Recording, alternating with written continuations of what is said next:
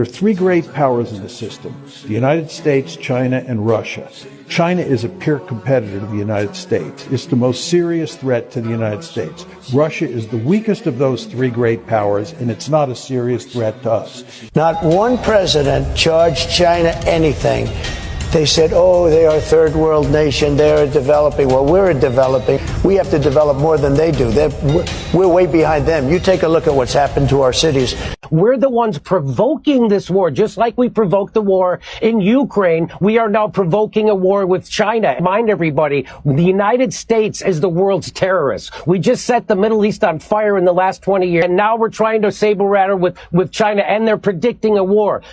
Again, China's not going to invade us. China's not our enemy. We might have an economic war. That's everybody's screaming about what a bad guy Putin is for invading Ukraine. The United States is currently occupying a third of Syria. And which third is that? It's the third that has the oil. And how do I know we're there? To steal their oil? Because the President of the United States said so. China is the only country with the economic, diplomatic, military, and technological power to seriously challenge the stable and open international system. All the rules, values, and relationships that make the world work the way we want it to. For the US to be competitive on military level, the innovation has to overcome a gigantic gap in economic output. If you're not innovative, you're going to lose. It's basic math. That will feel pretty strange is that the Chinese economy is going to be 2 to 3 times the size of the US economy, at least double. As I'm sure people in this room know, the foundation of war is economics. We stand at a pivotal moment in history. Great power competition with China is not just a contest of military might or economic dominance.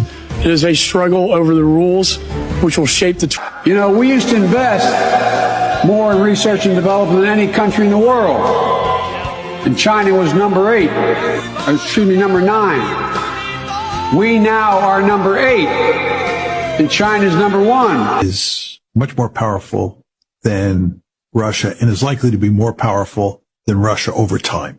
So from an American point of view, China is a peer competitor. Russia isn't. That means that we should focus laser-like on China, and we should do everything we can to pivot to Asia. The Middle East is now blown up on us, and we're deeply involved there. Although we're thankfully not doing the fighting, we're nevertheless deeply involved. We're deeply involved in the Ukraine war.